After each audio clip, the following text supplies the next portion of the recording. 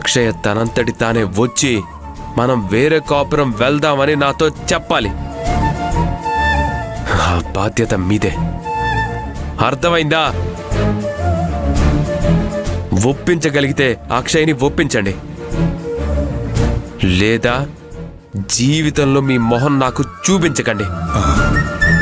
ఇంకా ఇక్కడ నిల్చున్నారేంటి? వెళ్ళండి ఇక్కడ నుంచి. రాజా, నేనెలా అక్షయ్తో?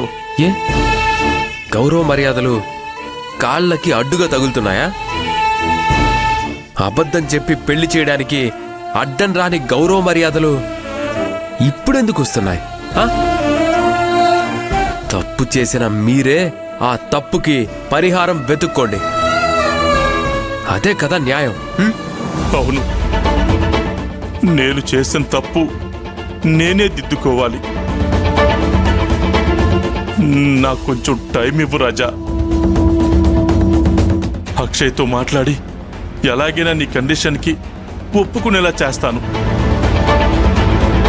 అంతవరకు నువ్వు కోప్పడకుండా అక్షయ్తో సంతోషంగా ఉండు నాన్న. ఉండలే నాన్న. చెప్పాలంటే ఈ ఇంట్లో నాకు సంతోషం లేదు లేదు లేదు. అక్షయ ఎప్పుడైతే నా కండిషన్కి ఒప్పుకుంటుందో ఆ రోజే నేను సంతోషంగా ఉంటాను. అలాగే రాజా, కానీ ఈ కండిషన్కి అక్షయ ఒప్పుకుంటుందో లేదో? ఒప్పించాలి. మీరే ఒప్పించి తీరాలి.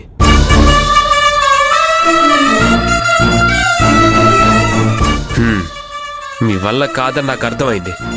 వెళ్ళండి, వెళ్ళి అక్షయ్ని రమ్మని చెప్పండి. నేనే అక్షయ్తో మాట్లాడతాను. వెళ్ళండి. అంతా నా కర్మ.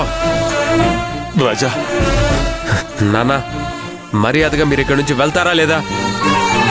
అక్షయ్కి ఏ పాపం తెలీదు. నాతో మాట్లాడినట్టు అక్షయ్తో మాట్లాడి దయచేసి తన మనసును కష్టపెట్టకు రాజా. నా జీవితాన్ని నాశనం చేసి ఇప్పుడు నీతులు చెప్తున్నారా? మీరు మాట్లాడే అర్హత కోల్పోయారు నాన్న. వెళ్ళండి నాన్న, ఇక్కడి నుంచి వెళ్ళండి.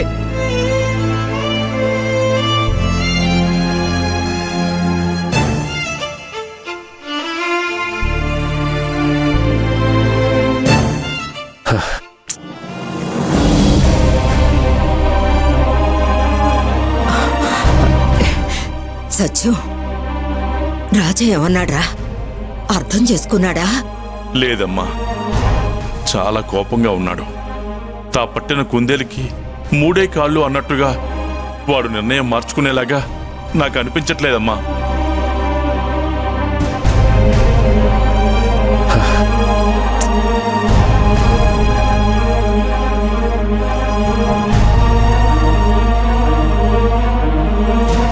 అక్షయ నిన్ను రమ్మని చెప్పాడమ్మా.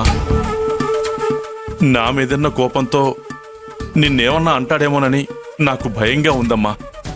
మీరేం భయపడకండి మావయ్య గారు, నేను చూసుకుంటాను.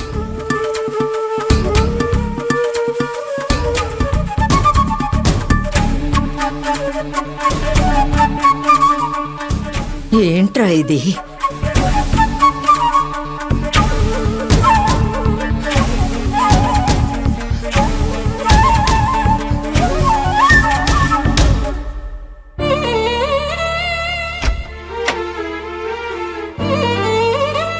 రాక్షయ,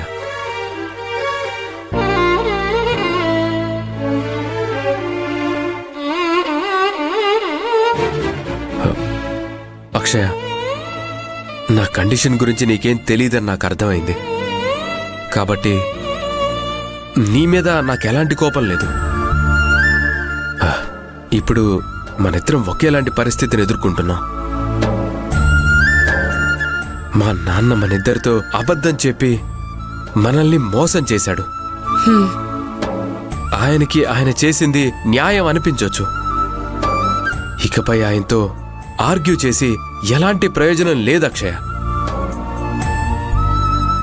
జరిగిందాన్ని మనం మార్చలేం, కానీ ఇకపై మనం ఏ నిర్ణయం తీసుకుంటామో అనేది మన చేతుల్లో ఉంది. ఏమంటావు అక్షయ? గాలి ఆడదని ఒక చీకటి గదిలో మనల్ని బంధిస్తే ఎలా ఉంటుందో ఈ ఇంట్లో నాకు అలా ఉంది. అందుకే నా కండిషన్ ఒప్పుకునే అమ్మాయిని పెళ్లి చేసుకొని వేరే కాపురం వెళ్ళిపోదాం అనుకున్నాను. కానీ మనం ఒకటి తెలిస్తే ఆ దైవం ఒకటి తలుస్తుందన్నట్టు ఈలోగా ఏదేదో జరిగిపోయింది. ఇప్పటికైనా మించిపోయింది ఏమీ లేదు అక్షయ. నువ్వు పెళ్లికి ముందు ఓకే చెప్పినా ఇప్పుడు ఓకే చెప్పినా పెద్ద ప్రాబ్లం ఏమీ లేదు. నాకు కావాల్సింది నువ్వు హ్యాపీగా ఒప్పుకోవడం. మన మధ్య ఈ ముసుగులో గుద్దులాట వద్దు అక్షయ. నువ్వు ఊ అను చాలు, మనిద్దరమే హ్యాపీగా ఉందాం. ఏంటి, నీకు ఓకేనా?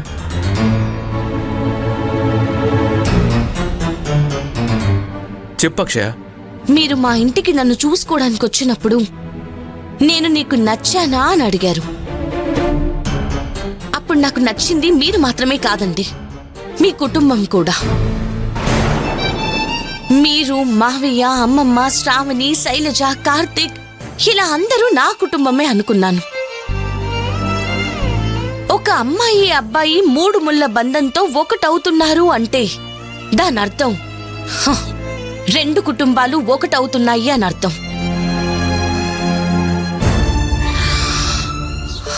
నేను అలాగే అనుకున్నాను, ఆశపడ్డాను. అది నా తప్ప? చెప్పండి.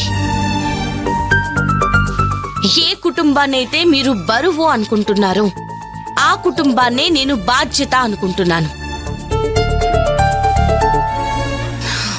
కాబట్టి కాబట్టి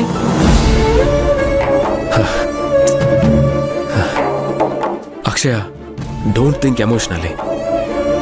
నువ్వన్న ఆ బాధ్యతని నేను మోసి మోసి నన్ను నేను చాలా కోల్పోయాను.